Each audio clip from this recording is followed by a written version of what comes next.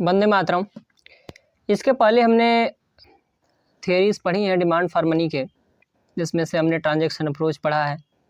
उसके बाद हमने थियरी पढ़ी है कैम्ब्रिज की। उसके बाद हमने ये सारे क्लासिकल थे दोनों। उसके बाद हमने किंजियन पढ़ा, देन अब हम पढ़ने वाले हैं। उसके बाद फिर हमने कई चीज़ें उसके बाद भी पढ़ी हैं, जैसे कि डॉन पेटिंकिंग की है।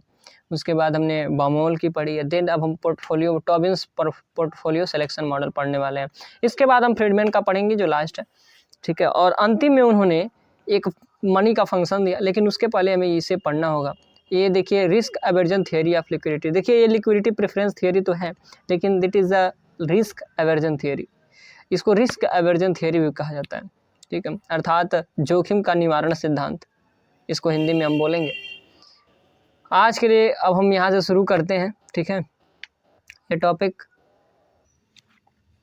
इसमें से रिस्क एवर्जन थियरी है जो टॉबिन की, ये मुख्य रूप से जब ये दिया गया था तो ये लिक्विडिटी प्रेफरेंस थियरी जो किन्स की है उसी पे एक सुधार मानी जाती है ये भी, क्योंकि इसका रीज़न ये है इन्होंने कुछ खामियां थी जो लिक्विडिटी प्रेफरेंस में थी उसको दूर करने का प्रयास किया। देखिए इसीलिए तो इसका नाम भी लिक्विडिटी प्रेफरेंस है, लेकिन उसके साथ साथ रिस्क एवर्जन भी है, जोखिम का निवारण।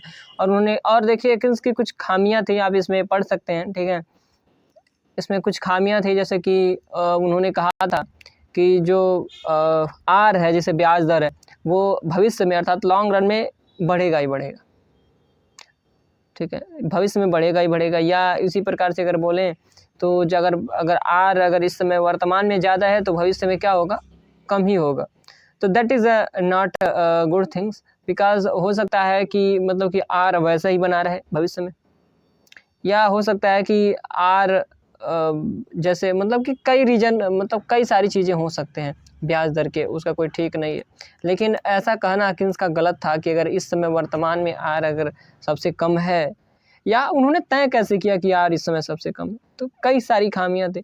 आप उसको इसमें पढ़ सकते हैं, ठीक है, स्क्रीनशॉट लेके आप इसको पढ़ सकते हैं, हम इसको समझा दे रहे हैं। और इसके पहले अगर आप देखेंगे तो उन्होंने कहा था किन्स ने कि केवल 2 ही फॉर्म होते हैं, जैसे कि एक तो उन्होंने कहा था कि L1 और L2। L1 क्या होता है, एक ट्रांजैक्शन डिमांड, और एक होता है प्रिकॉशनरी डिमांड। तो ये दोनों डिमांड को उन्होंने कहा था कि ये वाई से डिपेंड करते हैं, वाई से डिटरमिन होते हैं। और दूसरा होता है स्पेकुलेटिव डिमांड, जिसे LS बोलते हैं, वो आर से निर्भर होता है और वो मनी मार्केट से संबंधित है। तो ये 2 चीज़ें हैं, अर्थात उन्होंने कहा था कि या तो व्यक्ति कैश के रूप में रखता है अपने पास, या तो बॉन्ड के रूप में, ओके। लेकिन टॉबिन ने इसको कहा कि ऐसा नहीं है, कि जो व्यक्ति है वो अपने जो पैसा है उसके पास, जो भी लिक्विडिटी है या जो भी इनकम है, उसको कई फॉर्म में रख सकता है। एग्जाम्पल दैट कि कैश में रख सकता है, बॉन्ड में रख सकता है, सिक्योरिटी में रख सकता है, इक्विटी में इन्वेस्टमेंट कर सकता है, देयर हैव मेनी थिंग्स। उसमें इन्वेस्टमेंट करके वो लाभ गेन कर सकता है। लेकिन उन्होंने क्या कहा था, अब बस यहीं से टॉबिन की जो थियरी है ना, जेम्स टॉबिन की, ये शुरुआत होती है। इन्होंने एक आर्टिकल में इसको दिया था, इसलिए हम इसको पढ़ रहे हैं। और फिर अगर आप देखें ना जेम्स टॉबिन को, जेम्स टॉबिन कहते हैं कि अभी हम इसको बेस दे रहे हैं, देन हम इसको समझाएंगे। जेम्स टॉबिन कहते हैं कि 3 प्रकार के लोग होते हैं। There are 3 nature of people. एक second, there are 3 nature of people जो सोसाइटी में रहते हैं, ठीक है। तो 3 प्रकार के होते हैं, ठीक है, 3 प्रकार के लोग होते हैं।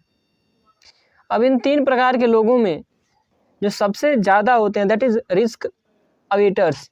सबसे पहला कौन होता है तीनों में, सबसे पहला एक होता है गैम्बलर। आपने नाम सुना होगा ना, एक मूवी आई थी गैम्बलर। नंबर सेकेंड इज प्लंगर, ठीक है। नंबर थर्ड इज अवेटर, एक इसे हम बोलते हैं रिस्क अवेटर, ठीक है। तो there are 3 type of people. इसे हम देखिए शॉर्ट में लिख देते हैं, क्योंकि लॉन्ग में लिखने में थोड़ी सी दिक्कत हो रही है, तो हम इसे जी लिख दे रहे हैं, गैम्बलर। नंबर दूसरा है प्लंगर, जिसे पी से, और रिस्क अवेटर को हम इसे ए से लिख दे रहे हैं। तो जो गैम्बलर क्या होता है, गैम्बलर की प्रकृति क्या होती है, देखिए अभी तक की एक और चीज़ जानना जरूरी है। आपने एक कहावत सुनी होगी कि नो रिस्क नो गेन, कि जहाँ पे रिस्क नहीं होता है वहाँ पे गेन नहीं होता, जहाँ पे जोखिम नहीं वहाँ पे लाभ नहीं, समझ रहे हैं चीज़ों को। तो जहाँ पे जोखिम नहीं होता वहाँ पे लाभ नहीं होता। तो देयर इज़ अगर और कौन सी चीज़ है जिसमें से जोखिम नहीं होता, तो केवल एक चीज़ है, दैट इज़ कैश। अगर आपके पास कैश रहेगा ना तो नो रिस्क है, लेकिन नो गेन भी है, उसमें गेन भी नहीं होता। टॉबिन के पर्सपेक्टिव से देखें तो पैसा अगर आपके पास, अगर आपने होल्ड किया हुआ है, जैसे मान लीजिए 50 रुपया होल्ड कर लिया आपने, या 100 रुपया या 10 रुपया या 1000 रुपया 10,000 अगर होल्ड कर लिया तो आपको कोई बेनिफिट नहीं मिलेगा। लेकिन एज इट इज़ अगर आपने उसको बॉन्ड में निवेश कर दिया तो आपको कुछ रिटर्न मिलेगा। आप जानते हैं कि जो बॉन्ड होता है उसका नॉमिनल वैल्यू फिक्स होता है, ठीक है, तो उस पर कुछ आपको पैसा मिलेगा, ठीक है। लेकिन अगर आपने वैसे कैश रखा तो उस पर नहीं मिलेगा। तो बस इन्होंने कहा था कि जो गैम्बलर की प्रकृति होती है ना, तो एग्जाम्पल एक चीज़ आप नोट कर लीजिएगा कि कैश को छोड़ के जितने भी एसेट्स के मनी के फॉर्म हैं, जैसे कि इन्वेस्टमेंट करने के जरिए हैं, जैसे कि आप इक्विटी ले लें, शेयर ले लें, उसके अलावा बॉन्ड ले लें, तो इस सब में रिस्क भी है और गेन भी है, तो दोनों है। तो कैश जो गैम्बलर होता है ना वो सारा अब, और लेकिन सॉरी जो यहाँ पे टॉबिन है वो केवल दो चीज़ मानते हैं। जैसे उन्होंने मानने तो हैं कि मनी के कई फॉर्म, मनी को कई चीज़ों में इन्वेस्टमेंट कर सकते हैं अपने एसेट को, लेकिन उन्होंने एग्जाम्पल के लिए, चूँकि एक आदमी है वो केवल 2 डायमेंशनल फिगर को समझ सकता है, इसीलिए उन्होंने केवल दो चीज़ लिया है। एक लिया है कैश को एंड दूसरा लिया है बॉन्ड को, ठीक है। तो एक गैम्बलर है, एक प्लंगर है और रिस्क अवेटर है। तो जो गैम्बलर होता है ना वो सारा क्या करता है, बॉन्ड में निवेश करेगा, 100% रिस्क। एक ऐसा नेचर होता है जो सोसाइटी में रहते हैं कुछ ऐसे लोग जिनका नेचर होता है कि 100% रिस्क लेना, जितना पैसा है सब डाल दो बॉन्ड में। क्योंकि हमने बताया अभी कि उन्होंने मनी के कई फॉर्म होते हैं, कई फॉर्म में आप मनी को इन्वेस्टमेंट कर सकते हैं, लेकिन हम केवल समझाने के लिए उन्होंने केवल दो चीज़ लिया, एक कैश और एक बॉन्ड। तो आप इसको समझिएगा। चलिए अब इसके बाद अगर देखें तो दूसरा नेचर है प्लंगर्स, जिसे गोताखोर बोलते हैं, कि अगर वो समुद्र के किनारे होता है, प्लंगर्स का क्या काम होता है, वो समुद्र के अंदर जाता है तो वो 100% रिस्क ले रहा है, क्योंकि उसमें मगरमच्छ खा सकती हैं, मछलियाँ बड़ी बड़ी होती हैं खा सकती हैं, तो मोतियों इत्यादि की खबर लगाने जाता है, या फिर बहुत सारी चीज़ें हैं तो उसमें गोताखोर को भेजा जाता है। तो वो एक 100% रिस्क है, उसमें जीने के चांस ही नहीं। अगर वो पानी के बाहर है, दैट इज़ अगर मान ले पानी का तालाब है और अगर वो पानी के बाहर है तो 0% रिस्क, और पानी के अंदर है तो 100% रिस्क। तो प्लंगर्स टाइप के एक नेचर होता है व्यक्ति के अंदर, कि वो कुछ ऐसे व्यक्ति होते हैं कि वो या तो 100% सेव कर लेंगे अपने पास पैसा, या तो 100% लगा देंगे। ये भी एक कैटेगरी होती है।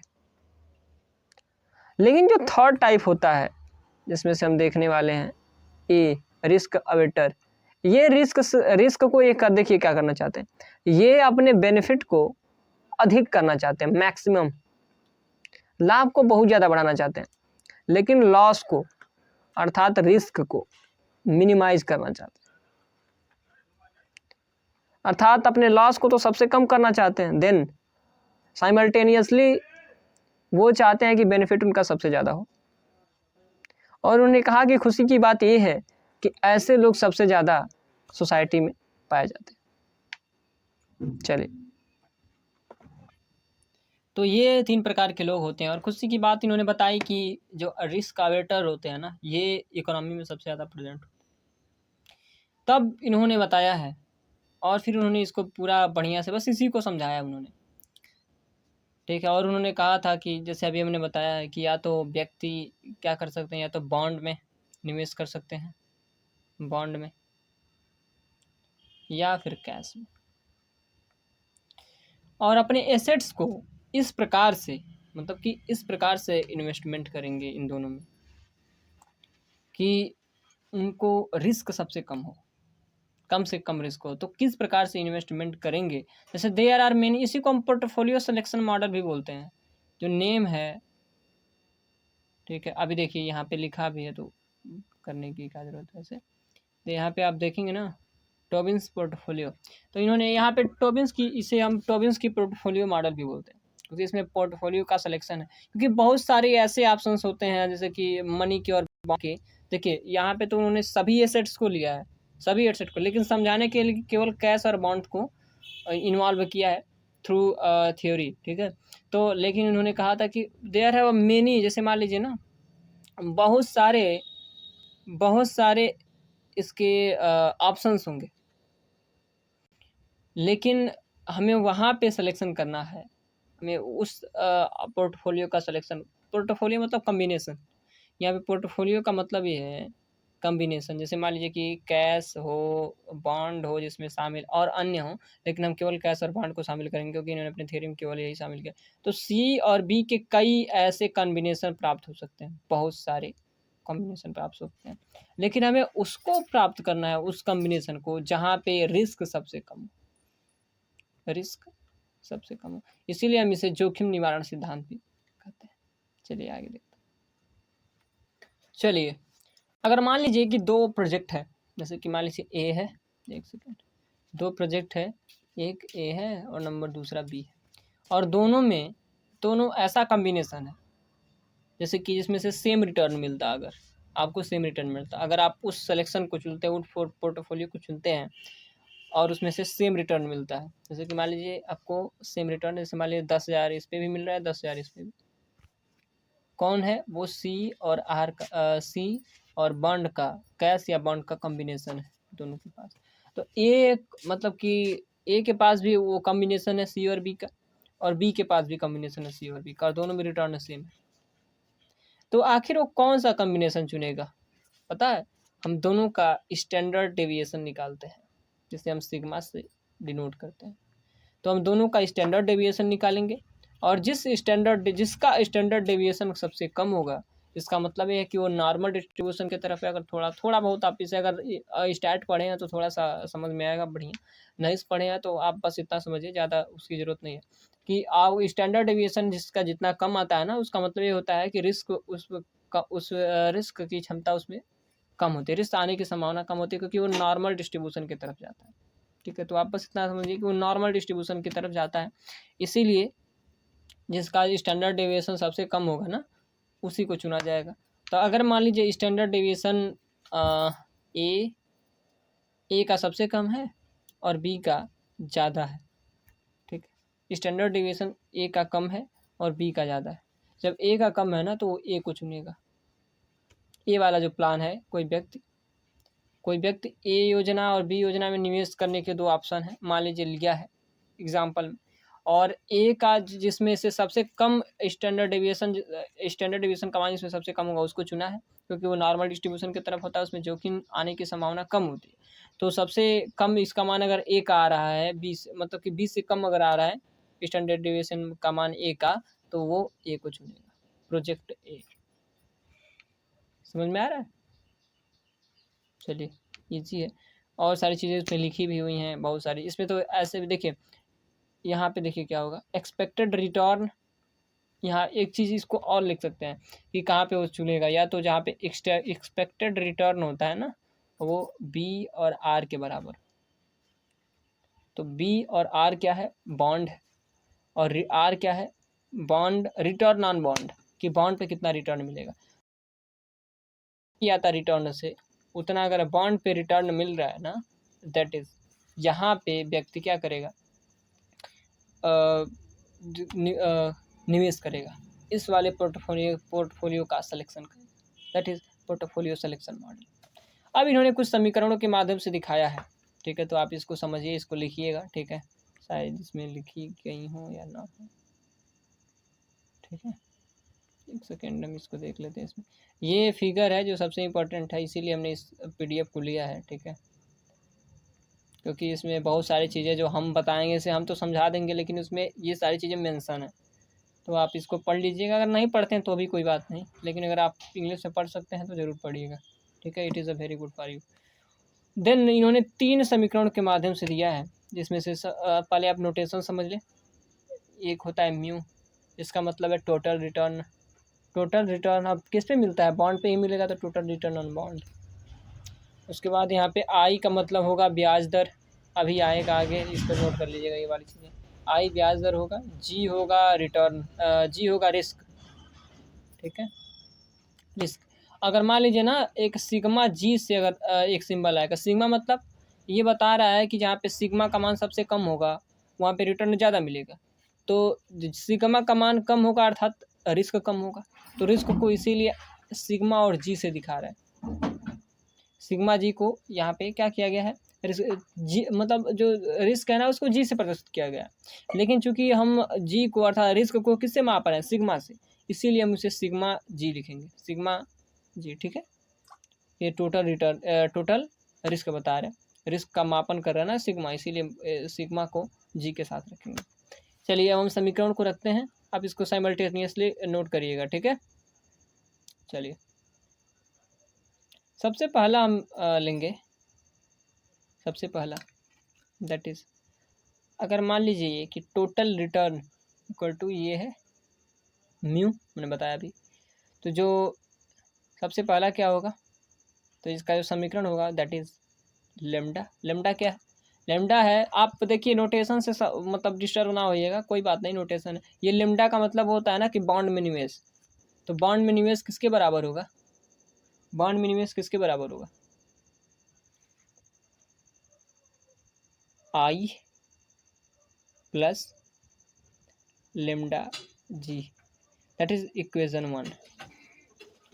तो जो हमारे पास है टोटल रिटर्न किसके बराबर है, लेमडा। लेमडा मतलब कि total return, total investment in bond, और वो किसके बराबर होगा, उसका एक कोष्टक में हम लिखेंगे आई प्लस लेमडा जी। लेमडा जी मतलब कि risk on bond, risk on bond, जो आपने रिस्क में इन्वेस्टमेंट किया है ना, इसे हम लेमडा से दिखा रहे हैं, उसी को ये दिखा रहा है रिस्क ऑन बॉन्ड। और ये हो गया समीकरण 1, कोई दिक्कत नहीं।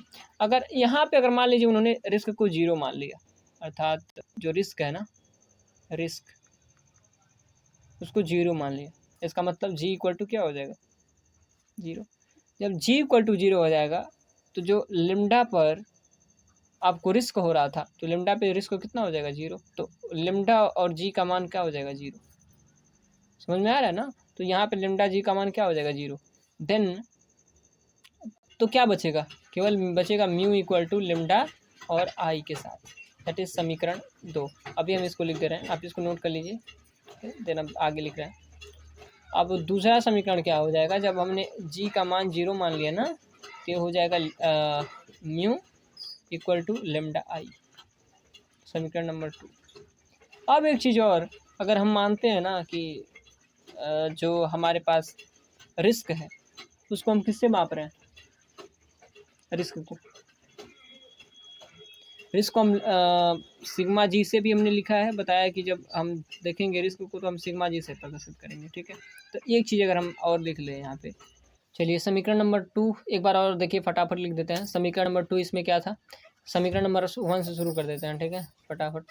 समीकरण नंबर 1 क्या है इसमें, समीकरण नंबर 1 है टोटल रिस्क, यहाँ पे लिम्डा और फिर सॉरी टोटल रिटर्न हो जाएगा mu equal to lambda I plus lambda G, ये हो जाएगा समीकरण 1। इन्होंने दिया, हमने नहीं दिया है सर, ये इन्होंने लिया है अपने मॉडल में। फर्स्ट नंबर, दूसरा क्या है कि इन्होंने क्या किया है कि माना है जी को जीरो, जब जी को जीरो अर्थात रिस्क को जब जीरो माना है तो ये क्या हो जाएगा, म्यू इक्वल टू हो जाएगा लेमडा आई, ये हो जाएगा समीकरण नंबर 2। और फिर इन्होंने समीकरण नंबर 3 के लिए क्या किया है, अब देखिए समीकरण नंबर 3 के लिए इन्होंने क्या किया है, इन्होंने विचलन निकाला है। किसका विचलन निकाला है ना, रिस्क का विचलन कितना होगा, जो रिस्क आपका आएगा वो विचलन उसका कितना होगा रिस्क का। तो इन्होंने लिखा है कि लेमडा और सिग्मा जी, और ये समीकरण नंबर 3। और फिर इन्होंने पता है क्या किया है, हमें लेमडा का हम यहाँ से मान निकालेंगे तो हो जाएगा सिग्मा अपान सिग्मा जी। ठीक है, ये है समीकरण नंबर 3। पता चल रहा है ना कि कैसे आ रहा है। अभी तो 2 चीज़ें हमने बताया है कि जब हम जो हमने सबसे पहला समीकरण है उसमें जी का मान जैसे ही जीरो मानेंगे तो क्या हो जाएगा, म्यू इक्वल टू, आप उसको नोट करिएगा जो हम ये सारी चीज़ें लिख रहे हैं, एक बार देख लीजिए बैक करके, थोड़ा सा ना समझ में आया तो। अगर आप उसमें जी का मान रखेंगे, समीकरण उन्होंने दिया है सबसे पहले, पहला समीकरण, उस पर हमारा अधिकार नहीं है। ठीक है, तो जो जीरो उन्होंने माना है ना जी का मान, इसका मतलब जब जी का मान जीरो हो जाए, जीरो था तो लेमडा जी का मान भी जीरो हो जाएगा वहाँ, तो क्या हो जाएगा, म्यू का मान क्या हो जाएगा, जो म्यू है ना वो टोटल रिटर्न है तो उसका मान क्या हो जाएगा, लेमडा आई। और फिर लेमडा आई, फिर इन्होंने विचलन निकाला है, इसे सिग्मा से दिखाते हैं। और फिर विचलन और फिर यहाँ पे क्या है, विचलन किस पे निकालेंगे, तो ये है लिम्डा और ये है जी। जी क्या रिस्क बता रहा है और सिग्मा क्या बता रहा है, सिग्मा उसका माप कर रहा है। तो इसीलिए दोनों को एक साथ लिखा गया है। और फिर इन्होंने यहाँ से लिम्डा का मान निकाल लिया है। अब फिर लिम्डा का मान समीकरण 1 में रखेंगे, समीकरण 2 में रखेंगे, अर्थात ये हो जाएगा समीकरण 3। अब इसका मान हम समीकरण 2 में रखेंगे। तो समीकरण 2 क्या है, समीकरण 2 है म्यू इक्वल टू लिम्डा आई, और फिर लिम्डा की जगह पे उसका मान रख दीजिए, तो हो जाएगा म्यू इक्वल टू, सबसे इंपॉर्टेंट फार्मूला है तो इस पर सिग्मा जी इंटू आई। इसको आप कोष्टक ब्रैकेट पे बंद कर लीजिए और इसको नोट कर लीजिए, ठीक है।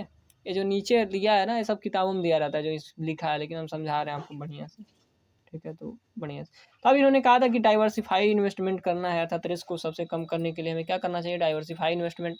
और डाइवर्सिफाई इन्वेस्टमेंट मतलब कई तरीके के मुद्रा को कई एसेट्स में हमें क्या करना चाहिए, कई फॉर्म में इन्वेस्टमेंट करना चाहिए, कई रूपों में इन्वेस्टमेंट करना चाहिए, चाहे एसेट का अब जैसे समझ लें कि बॉन्ड को हो, इक्विटी हो, शेयर हो, तो कई फॉर्म में हम उसे निवेश करें जिससे रिस्क कम से कम होगा। समझ में आ रहा है ना। चलिए, तब इन्होंने एग्जाम्पल के लिए केवल बॉन्ड और कैश लिया है, तो इसीलिए हम केवल जो हमारा अब देख रहे हैं ना यहाँ पे लिम्डा है, तो क्या है यहाँ पे बॉन्ड में निवेश को बता रहा है और टोटल निवेश किस पे, और इसीलिए यहाँ पे देखिए जो टोटल रिटर्न किस पे मिल रहा है, केवल बॉन्ड पे। क्यों मिल रहा है बॉन्ड पे, क्योंकि हमने केवल बॉन्ड ही और कैश लिया है इन्हें समझाने के लिए, और बॉन्ड पे रिटर्न मिल रहा है पता है किसके द्वारा, ब्याज के द्वारा। तो जो टोटल रिटर्न होगा वो किसके द्वारा हो जाएगा, बॉन्ड और ब्याज दर के आधार पर होगा, ठीक है। उसके बराबर होगा बॉन्ड में निवेश और ब्याज दर के जब गुणा कर देंगे तो टोटल रिटर्न आ जाएगा। और फिर उन्होंने जो हमारा लिम्डा है यहाँ पे, लिम्डा के जगह पे इन्होंने सिग्मा अपन सिग्मा जी रखा, और कैसे आया हमने बताया है। और जैसे ही रखा तो फिर म्यू का वैल्यू निकल गया, total return on risk, total return कितना मिलेगा, तो फिर इन्होंने इसका मान रख दिया है सिग्मा अपन सिग्मा जी आई। चलिए, ये फार्मूला आता है, इसमें से हो सकता है न्यूमेरिकल पूछ दे कई ठो, तो उसमें कोई चिंता की बात नहीं, आप इसको सॉल्व कर लेंगे। चलिए,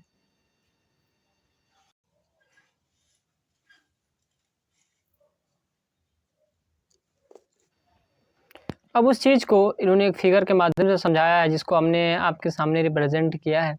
जो हमने पीडीएफ दिया है, अभी आपको हमने पीडीएफ लास्ट में हम इसको स्क्रॉल कर देंगे, आप उसका स्क्रीनशॉट ले लीजिएगा, तो उसमें भी ये सारी चीज़ें इन्वॉल्व हैं, ठीक है। चलिए, उसको एक बार देख लिया जाए, इसका मतलब क्या है।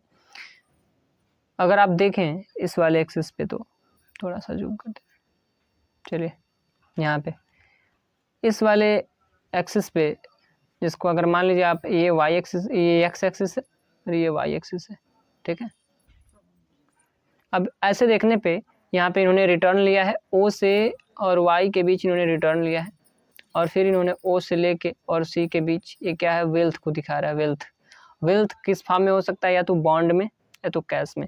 अगर आप जीरो से नीचे, ओ से नीचे आ रहे हैं तो ये बॉन्ड को दिखा रहा है, सी से ऊपर जा रहे हैं तो ये कैश को दिखा रहा है। अर्थात जब बॉन्ड मतलब कि बॉन्ड की मात्रा इतना बढ़ रही है यहाँ पे, या सी से ऊपर जाने पे कैश की मात्रा बढ़ रही है, ठीक है।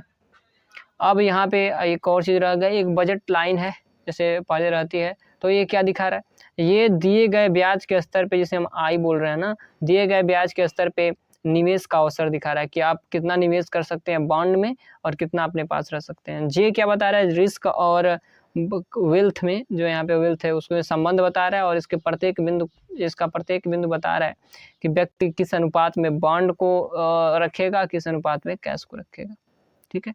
ये आईसी क्या बता रहा है, ये आप जानते हैं कि आईसी यूटिलिटी को बताता है, इंडिफरेंस कर्व, यहाँ पे आई डैश लिखा गया है इंडिफरेंस कर्व। तो यहाँ पे आईसी क्या बताता है, उपयोगिता को बताता है। तो बस ये दिखा रहा है, ये बता रहा, संबंध बता रहा है रिटर्न और इसके बीच क्या संबंध है।